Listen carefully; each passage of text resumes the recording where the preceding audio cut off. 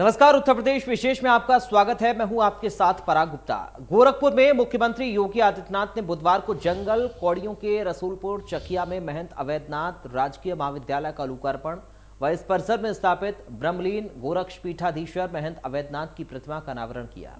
उन्होंने कहा कि जब सोच ईमानदार होती है तो काम दमदार होते हैं और दिखाई भी देते हैं। वर्ष 2017 के बाद उत्तर प्रदेश देश की सबसे तेजी से उभरती अर्थव्यवस्था के रूप में सामने आया है। कभी सभी कल्याणकारी योजनाओं में काफी पीछे रहने वाला ये प्रदेश आज देश की 44 योजनाओं में नंबर 1 पर है। ये दुनिया के लिए सबसे अच्छा निवेश और सुरक्षा का वातावरण देने वाला राज्य है। ये है नया और उभरता उत्तर प्रदेश, अब देश की अग्रणी अर्थव्यवस्था बनने की ओर अग्रसर है।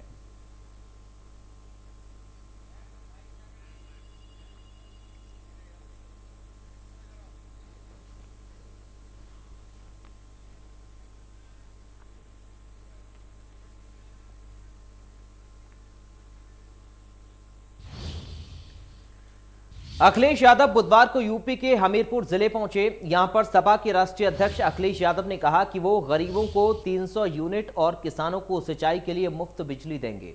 बोले कि नवेली प्लांट की शुरुआत कराई थी, आज 4.5 साल हो रहे हैं, ये सरकार बिजली उत्पादन नहीं शुरू कर सकी। अखिलेश ने कहा कि हमने अपनी सरकार में ऑर्गेनिक योजना लाई। पल पट्टी योजना के तहत 1 हेक्टेयर में 3,000 रुपये अनुदान किसानों को दिया। कामधेनु योजना चलाकर दुग्ध उत्पादन बढ़ाने का काम किया। दूध के 2 प्लांट उन्होंने तैयार करवाए थे।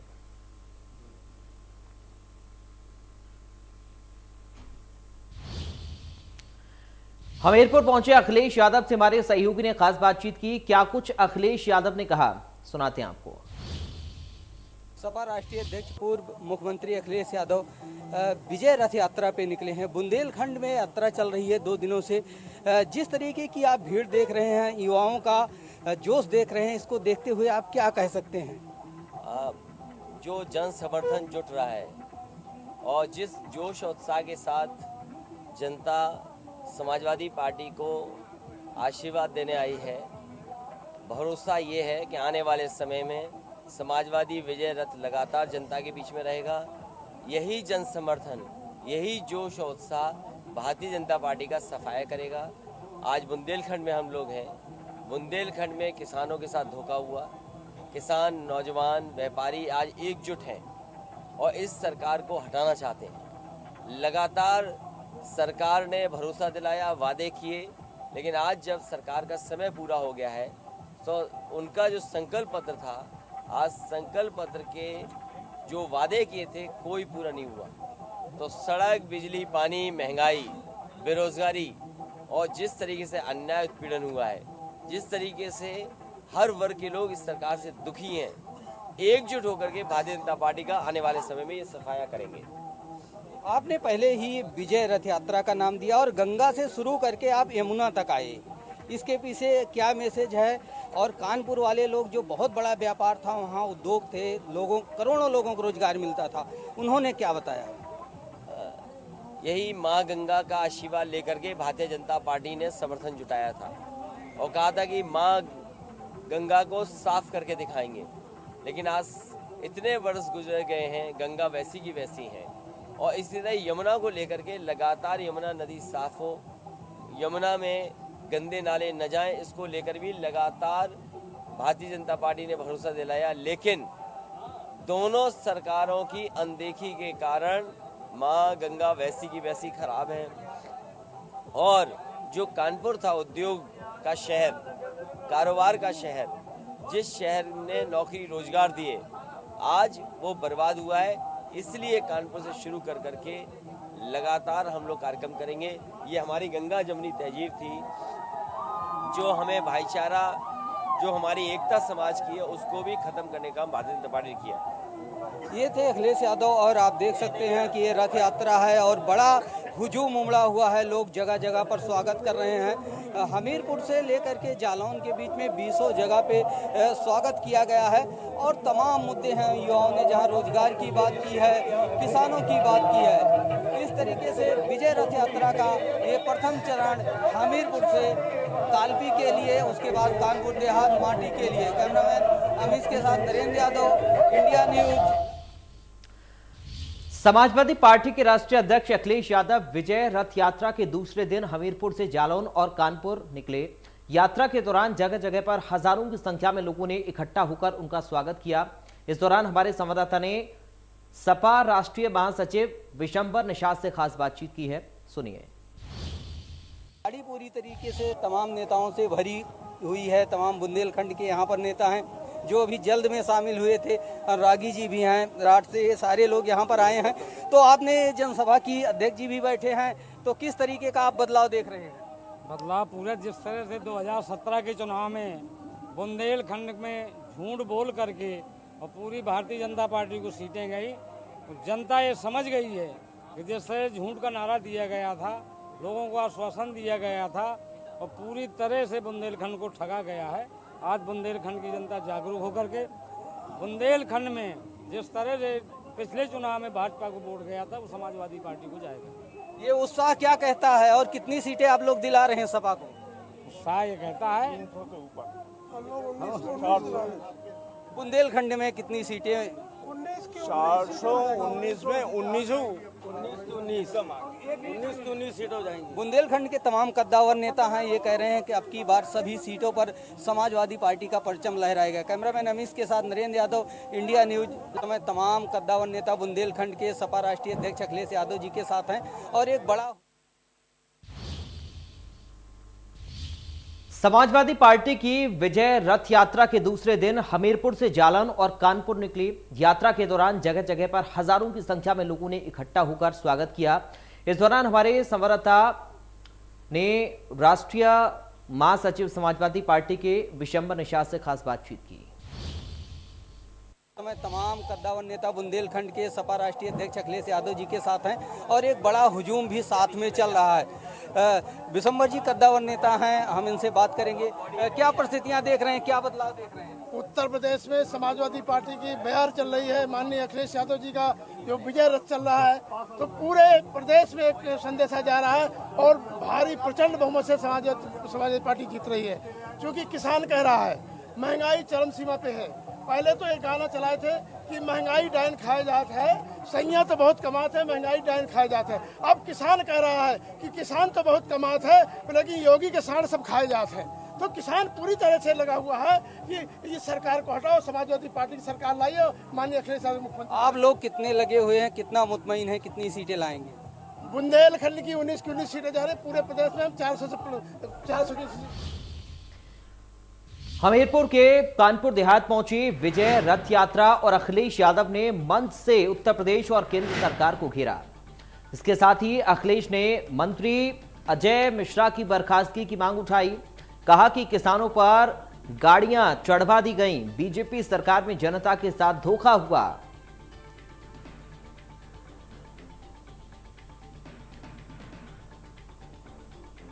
तो समाजवादी पार्टी की ये रथ यात्रा और इस दौरान अखिलेश यादव ने यूपी सरकार और केंद्र सरकार को निशाने पर लिया। हमीरपुर के कानपुर देहात पहुंची ये विजय रथ यात्रा समाजवादी पार्टी की। अखिलेश यादव ने मंच से यूपी और केंद्र सरकार को घेरा।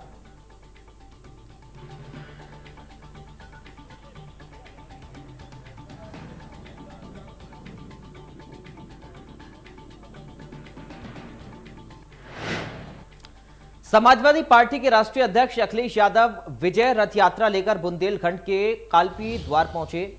इस दौरान विजय रथ यात्रा का कार्यकर्ताओं ने जोरदार स्वागत किया। अखिलेश यादव की विजय रथ यात्रा के दौरान हजारों की संख्या में भीड़ जुटी। इस दौरान हमारे संवाददाता ने पूर्व मंत्री दयाशंकर वर्मा से बातचीत की। क्या कुछ कहना था उनका, सुनाते हैं आपको। 2012 के बाद एक बार फिर से अखिलेश जी ने अपना विजय रथ निकाला है और इस विजय रथ से जो पिछली बार जिस तरीके से जीत हासिल की थी, इस बार भी सभी जितने भी सपा के कार्यकर्ता है या पदाधिकारी है, शीर्षक नेता है, सभी को आशा है, वो क्षेत्र की जनता को भी आशा है, एक बार फिर से जो अखिलेश जी मुख्यमंत्री बनेंगे और उत्तर प्रदेश का कल्याण करेंगे, ऐसी सभी को आशा है। हमारे साथ पूर्व मंत्री दयाशंकर जी मौजूद हैं, हम उनसे बात करेंगे इस यात्रा से उनको क्या क्या आशा है। ये जो यात्रा विजय रथ यात्रा निकाली गई, इस यात्रा से आप क्या आशा रखते हैं? इस यात्रा से क्या सभी को संदेश जा रहा है? ये बहुत बढ़िया संदेश जा रहा है, क्योंकि माननीय मुख्यमंत्री जब 12 में शासन में थे तो उन्होंने बहुत इतने काम किए कि आज किसान, नौजवान सभी खुश थे और इतना विकास किया है कि आज संभवतः न कोई कर पाया है न कर पाएंगे।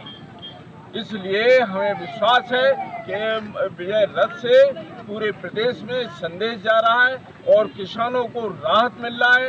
आज हर आदमी परेशान है तो उन्होंने इसलिए विजय रथ निकाला है जिससे हर गरीब, किसान, नौजवान और सभी लोगों को इसका फायदा मिल रहा है और हम संदेश अच्छा जा रहा है और सब लोग हजारों की संख्या में पूरे प्रदेश में सब लोग देख रहे हैं, आप टीवी में देख रहे हैं कि हजारों की संख्या में लोग उमड़ पड़े हैं और उन्होंने कह दिया है कि इनका के अलावा कोई ऐसा नहीं है शख्स जो प्रदेश को अच्छा चला सके। देखिए, इस तरीके से मानना है जो पूर्व मंत्री हैं, इनका मानना है कि जिस तरीके से किसानों के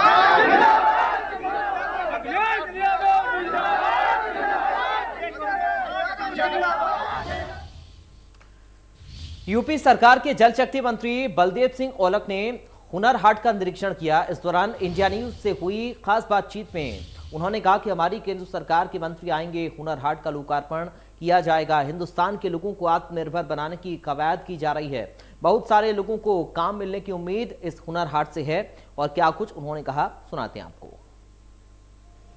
तो रामपुर के हुनर हाट की तैयारियों को लेकर अब जल शक्ति राज्य मंत्री बलदेव सिंह औलख यहाँ पर पहुंचे हैं। तैयारियों का जायजा लेने के लिए सीधे उनसे मुखातिब होते हैं। सर, क्या तैयारियां लगभग हो चुकी हैं, क्योंकि कैबिनेट मिनिस्टर अल्पसंख्यक मंत्रालय मुख्तार अब्बास नकवी जी इसका लोकार्पण करेंगे? देखिए, ये हुनर हाट एक बहुत ऐतिहासिक हुनर हाट हो गया है जिसका नाम कि पूरे वर्ल्ड में ये हुनर हाट के नाम से मशहूर हो गए, जिसके रामपुर में 16 तारीख को माननीय धर्मेंद्र प्रधान जी जो एजुकेशन मिनिस्टर्स हैं और उनके साथ कैबिनेट मिनिस्टर माननीय मुख्तार अब्बास नकवी जी यहाँ पर इसका 16 तारीख को उद्घाटन करने वाले हैं।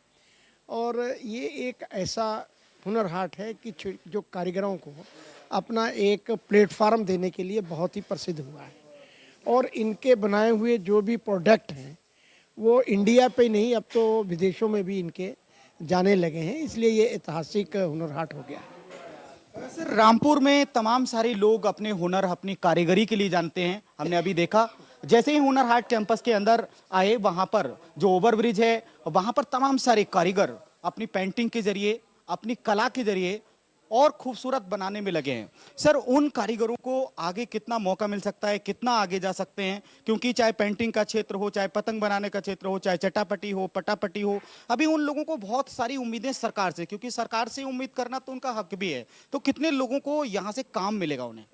देखिए, सबसे पहले बात मैं आपको बताना चाहूँ कि इस देश में बहुत सारे अच्छे कारीगर रहते हैं जिनका कोई भी कहीं भी उनका प्लेटफार्म नहीं था। माननीय प्रधानमंत्री जी के नेतृत्व में, माननीय योगी जी के नेतृत्व में उन्होंने एक इन कारीगरों को प्लेटफार्म देने का काम किया है। यूपी में 2022 में विधानसभा चुनाव होने हैं। ऐसे में सभी पार्टियां आगामी चुनाव को लेकर तैयारी में जुट गई हैं। आरएलडी का सपा के साथ गठबंधन है। ऐसे में आरएलडी प्रदेश की कितनी सीटों पर चुनाव लड़ सकती है? पार्टी का आगामी 31 अक्टूबर को लखनऊ में कार्यक्रम होगा जिसमें पार्टी के राष्ट्रीय अध्यक्ष जयंत चौधरी भी शामिल होंगे। आरएलडी के चुनाव को लेकर क्या तैयारी है, इस पर आरएलडी के राष्ट्रीय महासचिव त्रिलोक त्यागी से हमारे संवाददाता रवि कुमार ने खास बातचीत की है। देखिए रिपोर्ट। आरएलडी के राष्ट्रीय महासचिव त्रिलोक त्यागी लखनऊ में है। सर, क्या कुछ तैयारी है? आरएलडी भी चुनाव में जाएगी तो किस तरह की तैयारी करें आप लोग? देखिए, अभी हम 31 अक्टूबर को अपना एक संकल्प पत्र जारी कर रहे हैं। जयंत चौधरी जी लखनऊ आएंगे और वो इसको जारी करेंगे। हमारी सारी टीम रहेगी और हम लोगों ने तय किया है कि एक ऐप हमने बनाया जिसका 15 अक्टूबर को हम जिसकी घोषणा करेंगे। उसमें सीधे जनता से सवाल होंगे। जनता अपने आम आदमी अपने सुझाव देगा, उन सुझावों को हम ऐड करेंगे।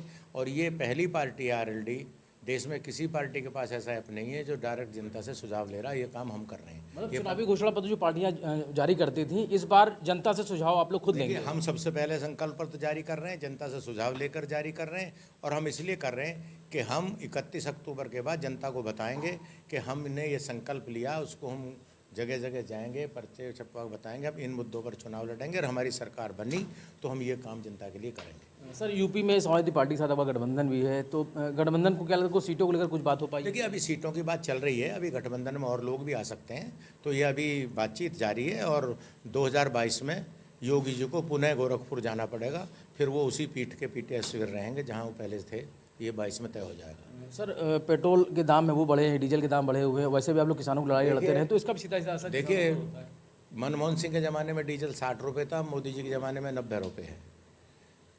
बिजली का रेट अखिलेश यादव के ज़माने में 100 रुपये था, योगी जी के ज़माने में 180 रुपये है। खाद के कट्टे से 5 किलो खाद काट लिया। ये कहते हैं कि हम किसान की आय दोगुनी करेंगे 22 में। मेरा कहना है कि 22 में किसान की आमदनी आधी हो गई है, दोगुनी के बजाय, और कम हो गई है।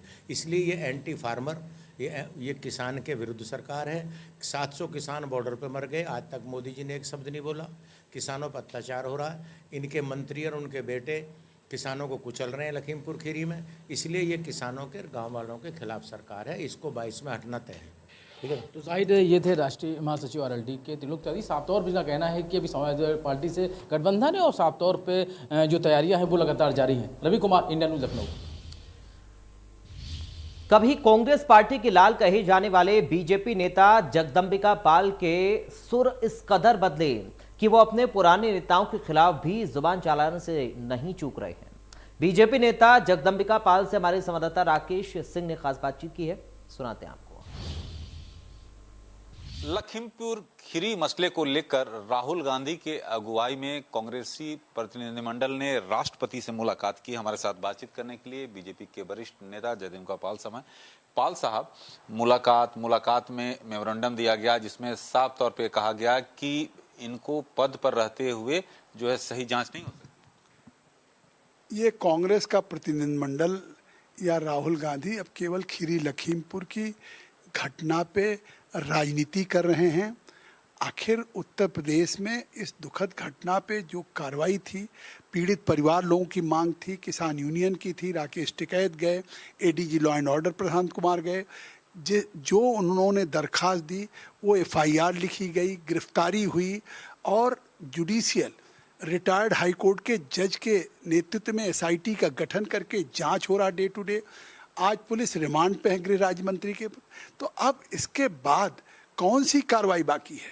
आखिर किस लिए ज्ञापन देने जा रहे हैं? जबकि पीड़ित परिवारों को आर्थिक सहयोग भी 45 लाख का योगी आदित्यनाथ जी ने दिया। दूसरी तरफ उनके परिवार के लोगों को एक सरकारी नौकरी दी गई और कल प्रियंका वाड्रा गई, कल भी राजनीति करनी गई। अब वो किसान आंदोलन भी और किसान यूनियन के नेता भी समझ रहे हैं कि कांग्रेस पार्टी हमारे सहारे उत्तर प्रदेश के चुनाव में बैतरणी पार करना चाहते हैं, जो संभव नहीं है काठ की हांडी को। तो आज उन्होंने कल अपने मंच को भी शेयर नहीं करने दिया, अरदास में शामिल होकर लौट आई।